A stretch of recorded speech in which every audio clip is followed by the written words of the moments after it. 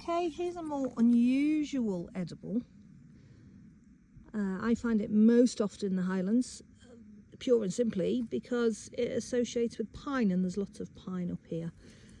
I do know a few spots though in the Midlands where this grows. So it's called the copper spike. You can see it's got this gorgeous kind of coppery brown, metallic-y like top to it. This one's a little bit dry. You can see it's dehydrated around the edge here, and it's got a fairly long stipe, goes right down into the ground, so it looks like an old railway spike.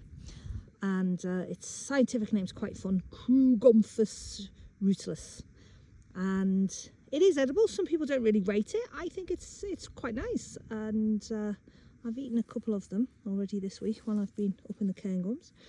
Now, I think the reason why a lot of people tend to avoid this is because it could be confused with a webcap. So we've got a younger specimen here. You can see it's got a little cortina there.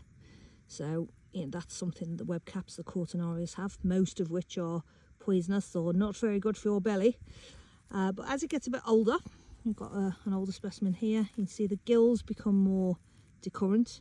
You can just about see the spores dropping there. And on an older still specimen, you see we've got this much darker brown black spore, whereas on the webcaps it's going to be a rusty brown. It goes red in the pan, and as I say, I've eaten quite a few of them this week. I think it's a decent fungus, but maybe a more interesting one for some of you, and one to look out for if you're ever in a pine plantation.